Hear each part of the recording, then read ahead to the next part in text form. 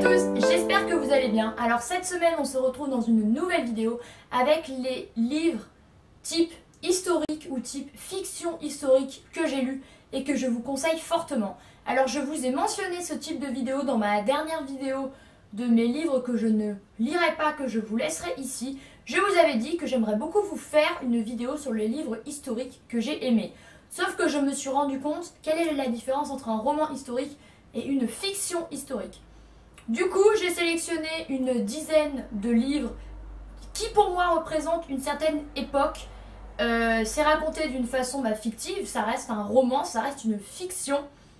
Et voilà, j'avais très envie de vous faire cette vidéo, sauf que le nombre de livres sélectionnés était trop important, donc je vais diviser la vidéo en deux. Dans cette vidéo, je vais uniquement m'intéresser aux romans qui racontent l'époque du Moyen-Âge et du 19e siècle. Voilà, il n'y a pas d'entre-deux. Et dans une autre vidéo, ce sera pour les romans du 20e siècle.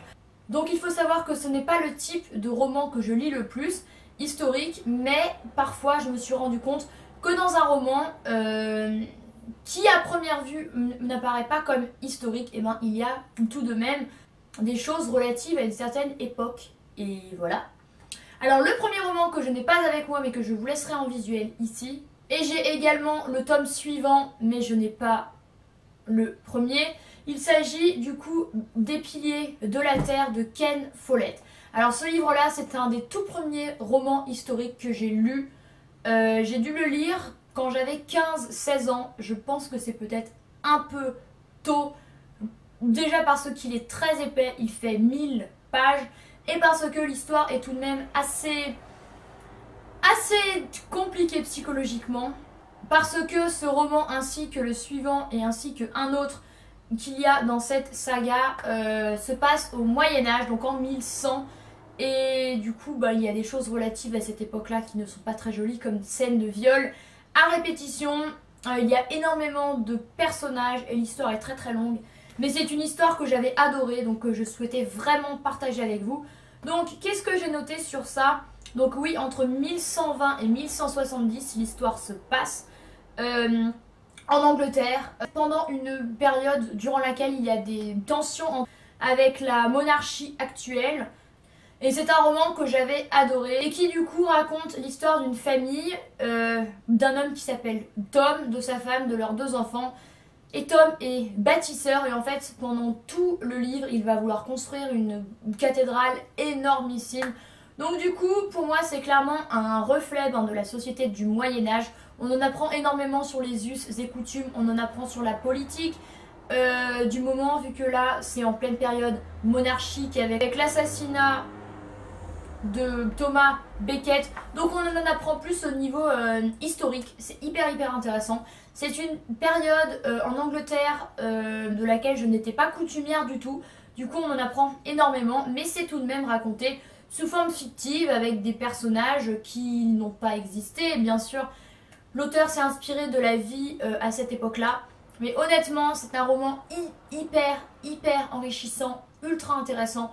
Et pour moi, c'est le premier que j'ai mis lorsque j'ai songé à cette vidéo. Parce que pour moi, c'est le plus intéressant et le plus riche concernant le Moyen-Âge. Déjà par sa longueur et déjà par toutes les descriptions qu'il y a des maisons, de la vie à l'époque, des conditions des hommes, des femmes, de la femme qui se faisait violer, qui était absolument monnaie courante, du peu d'intimité qu'il y avait entre les couples, enfin voilà, leur mode de vie, et c'est absolument palpitant. Et celui-ci c'est le tome suivant, et celui-ci je peux dire que je ne l'ai pas fini parce que c'est pire quoi au niveau viol et tout. Je me suis arrêtée dans une scène de viol très violente, mais voilà, forcément ce n'est pas la lecture la plus facile que vous aurez à faire. Moi je l'ai faite très jeune et mais voilà, c'est représentatif du Moyen-Âge. Et s'il y avait un roman à lire qui se passe au Moyen-Âge, pour moi c'est les Piliers de la Terre. Voilà, c'est sûr. Ensuite, un roman qui se passe encore au Moyen-Âge, mais dans une époque antérieure, vu que ça se passe en 985. C'est le roman de l'an 1000 de Ramon Bazagana qui avait été sélectionné au Club Lecture il y a 1 an ou 2. Je vous laisserai mon article dans la barre d'infos ainsi que tous les articles des livres que je vous cite ici, pour lesquels j'ai fait des articles pour la plupart. Et ce livre-là, du coup, il se passe entre le sud de la France, Bagdad, Cordoue, Rome, et en fait, on va suivre deux jumeaux qui vont être abandonnés et qui vont devoir se séparer, qui s'appellent Rebecca et Alcim. Donc Rebecca va être vendue en tant qu'esclave et va être la propriété d'un prince qui va plus ou moins bien la traiter. Pas trop mal si je m'en souviens bien. Et Alcim va devenir...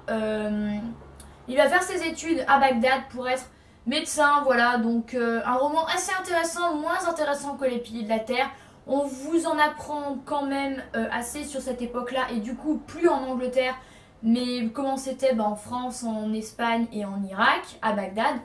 Et c'est aussi intéressant, voilà, ce n'est pas le genre de livre que je préfère, mais le fait que ce soit romancé, ça passe mieux que si c'était juste un livre qui nous racontait comment ça se passait au Moyen-Âge. Et pour moi, c'est une très bonne façon d'en apprendre plus sur une certaine époque. Et du coup, dans ce livre-là, on voit un peu les lois archaïques, la soif de liberté, d'espoir et de justice pour les deux jeunes. Et honnêtement, ça va pas trop mal se passer pour eux. Il n'y a pas trop de violence, contrairement aux Piliers de la Terre. Donc on a une vision un peu moins dégueulasse du Moyen-Âge et moins homo sapiens, on va dire. Le troisième roman que j'ai sélectionné, qui se passe au Moyen-Âge également, il s'agit de Du domaine des murmures de Carole Martinez. Ce livre-là également, je l'ai lu il y a longtemps, il y a bien 5 ans je pense. Je l'avais littéralement adoré. C'était ma prof de français de première qui me l'avait conseillé, je l'avais tout de suite acheté. Donc ça se passe en 1187, donc encore en plein Moyen-Âge. Mais cette fois-ci, ce n'est pas en Angleterre, ça se passe en France. Donc on va suivre une jeune fille qui s'appelle Esclarmonde, qui va vouloir être mariée de force par son père, comme c'était coutume à l'époque, comme c'est toujours le cas dans certains pays actuellement d'ailleurs, mais qui elle va refuser puisqu'en fait elle veut consacrer sa vie à Dieu. Son père n'est pas du tout d'accord, donc il va la laisser enfermer dans un château, dans une chapelle d'un château, et clairement il va l'emmurer et elle va seulement avoir une petite fenêtre avec vue sur le monde. Et donc très violent, ça commence très bien. Il me semble qu'elle se fait même couper une oreille dans ce livre-là, donc super. Elle se fait violer, enfin la totale, voilà. Donc je pense que si vous avez genre entre 16 et 18 ans que vous regardez cette vidéo, 16 ans c'est peut-être un peu jeune. Attendez d'avoir genre 17 ou 18 ans. Moi je sais que j'ai lu des romans assez durs lorsque j'étais jeune. Je pense que c'est quand même nécessaire de savoir ce qui se passait à une certaine époque, ce qui se passe actuellement dans certains pays du monde. Mais après, se blinder la tête de choses difficiles, c'est pas non plus la meilleure des idées. Donc voilà, ce livre, je me rappelle que ça avait été une véritable... J'avais adoré, véritablement, mais du coup, on voit clairement la place de la femme et son rôle et ses choix qui n'étaient pas du tout pris en compte au Moyen-Âge. Donc voilà, donc pour moi, on a une très bonne vision également de la société du Moyen-Âge, bien que moins approfondie que dans les Piliers de la Terre, mais bon, forcément Les Piliers de la Terre fait 1000 pages, celui-ci en fait à peine 200, donc voilà. Et encore une fois, je me souviens que ce livre-ci, même si il compte une histoire qui se passait au Moyen-Âge, ça n'a rien de chiant et ça n'a rien d'un peu trop vieux, et en fait on arrive vite à s'identifier au personnage principal. Et on n'a pas l'impression de lire quelque chose qui a été écrit, enfin qui raconte une histoire d'il y a 1000 ans. Et c'est ça que j'aime bien dans les 3 livres que je vous ai cités. C'est qu'on n'a pas l'impression d'être trop loin des personnages, même si l'époque nous est totalement inconnue. Il y a tout de même des choses de cette époque-là qu'on peut retrouver actuellement d'une manière différente, bien sûr. Ensuite, je passe à Jane Eyre, donc absolument rien à voir. Alors, j'ai ce livre aussi qui réunit Jane Eyre, Les Hauts de Hurlevent et Agnès Grey, qui est une très jolie édition que j'avais achetée. Donc du coup, j'ai à l'intérieur Jane Eyre. Et j'ai voulu mettre ce livre-ci, donc du coup de Charlotte Brontë bien sûr, j'ai voulu mettre ce livre-ci dans cette sélection parce que pour moi ça raconte clairement une époque. Alors là on quitte le Moyen-Âge, on arrive au 19e siècle, donc en 1800 et quelques. Donc on va suivre une jeune fille donc, qui s'appelle Jane, qui est orpheline, va être placée chez sa tante qui va l'envoyer dans un internat pour se débarrasser d'elle. Elle va devenir amie avec une jeune fille qui va mourir de la tuberculose et en fait, grâce à ce personnage-là, Charlotte a voulu montrer les ravages de la tuberculose et les ravages de certains centres d'éducation qui ne prenaient pas soin du tout au niveau hygiène de ces jeunes protégés, puisqu'en fait les deux grandes sœurs de Charlotte sont mortes à cause de la tuberculose. Donc clairement ça compte, pour moi ça compte clairement le 19e siècle, et que j'avais assez été interloquée face à tout ce qui pouvait se passer à l'époque, notamment pour les jeunes filles, hein, vu qu'on va suivre Jane. Jane donc va rester dans cet internat là qui va devenir mieux ensuite. Elle va être élève et professeure. Elle va décider de sortir de cet internat là pour être préceptrice.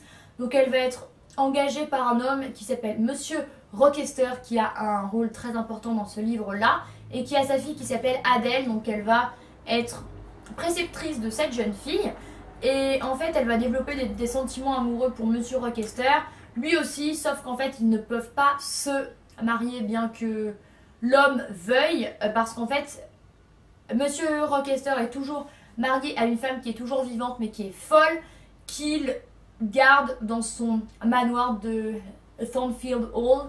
Donc du coup Jane Eyre est complètement désemparée. Elle décide de partir. Elle est recueillie dans une famille qui s'avère être en fait ses cousins. Elle va hériter d'un héritage de son oncle. Donc elle va se retrouver avec beaucoup d'argent. Elle va vivre assez bien avec ses cousins, cousines. Et un jour en fait elle va apprendre que Monsieur Rochester est devenu aveugle et a été brûlé à une main suite au manoir de Thornfield Hall qui a pris feu à cause de son épouse qui est folle. Voilà, il a tenté de la sauver et il est devenu aveugle et brûlé. Donc ils vont se retrouver, ils vont se marier, ils vont s'aimer. Voilà, très belle histoire à la fin, mais je peux vous dire que ce livre là est loin d'être facile. De toute façon les sœurs Brontë comptent clairement leur époque en fait du 19e siècle, et c'est pour ça que j'adore les sœurs Brontë. C'est pour ça que j'ai acheté un nouveau livre de Anne Brontë qui est ici, dont je vous reparlerai bientôt. Et voilà, pour moi c'est clairement un livre qui relate une époque en Angleterre au 19e, de la condition au niveau du mariage, de la condition de vie des jeunes et des gens à l'époque qui mouraient de maladies atroces, de l'éducation que les jeunes filles pouvaient avoir, de leur vie, du fait qu'elles étaient rejetées, enfin bref, de plein de choses. Et je me rappelle que ce livre avait vraiment été un électrochoc pour moi. J'ai vu l'adaptation cinématographique avec Charlotte Gainsbourg parce qu'il y en a eu plein. Et voilà, j'adore cette histoire et je pense qu'elle a totalement sa place ici. Parce que pour moi c'est clairement une fiction historique qui relate une époque du 19e siècle. Et le dernier livre que j'ai mis dans cette sélection, il s'agit de L'île mystérieuse de Jules Verne, encore une fois qui relate le 19e siècle. Il avait été également choisi au club lecture, donc je remercie le club parce que je me souviens avoir adoré littéralement ce livre.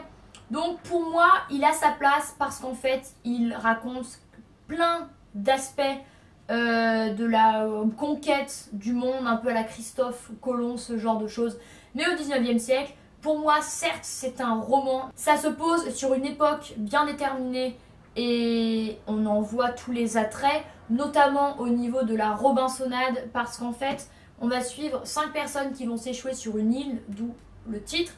Et c'est au cours de la guerre de sécession. Donc ce sont 5 nordistes, donc 5 hommes, un ingénieur qui s'appelle Cyrus Smith et son chien, un reporter qui s'appelle Gédéon Spilett, un homme noir qui s'appelle Nab, qui était ancien esclave, qui va être affranchi heureusement, un marin qui s'appelle Pencroff et un jeune homme de 15 ans qui s'appelle Herbert. Et tous les 5 vont cohabiter, vont devoir apprendre à vivre sur cette île qui d'apparence paraît très sauvage. Donc on va suivre plein d'aspects comme l'invention d'objets pour survivre, la Robinsonade, le fait d'être isolé de toute forme de société.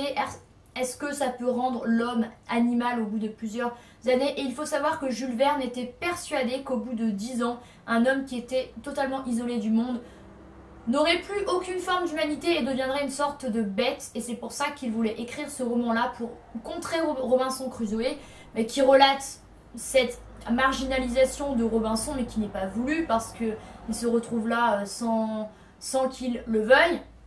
Et en fait, c'est pour ça qu'il va inventer un personnage qui s'appelle Ayrton dans ce livre-là, qui est un autre naufragé que vont découvrir les 5 personnages principaux et qui lui va être sur cette île-là depuis plus de 10 ans et n'a aucune forme d'humanité, et les 5 vont devoir essayer de le faire redevenir homme, vont essayer de faire appel à ses sentiments pour qu'il retrouve son humanité. Et à l'époque, ce livre fut clairement un succès vu qu'il a été vendu à 44 000 exemplaires durant le temps qu'a vécu Jules Verne, donc lorsqu'il était encore vivant. Et honnêtement, moi j'ai adoré ce roman-là parce qu'en plus, au tout début, on parle de la guerre de sécession. Les personnages se rappellent de ce moment.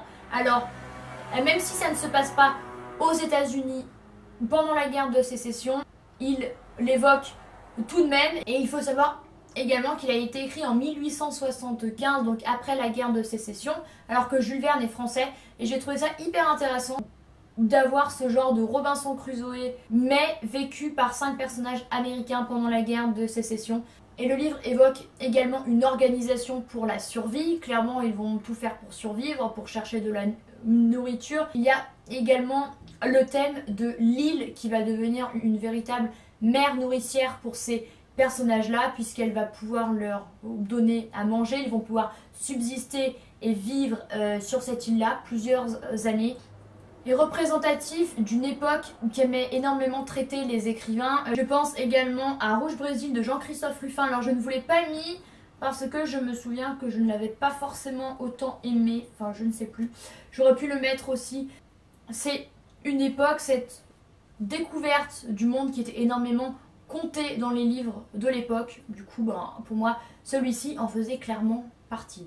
Donc voilà, c'en est tout pour cette vidéo des livres de fiction historique qui raconte une époque au Moyen-Âge, au 19e siècle. J'espère que cette vidéo vous a plu, j'espère que je n'ai rien oublié d'hyper important. Si, juste un truc, que Les Piliers de la Terre a été vendu à 15 millions d'exemplaires dans le monde, vu qu'il a été traduit dans le monde entier et que c'est un best-seller mondial. Donc je vous conseille fortement de le lire si vous n'avez jamais entendu parler de cette saga de livres ni de l'auteur. Je ne peux que vous conseiller.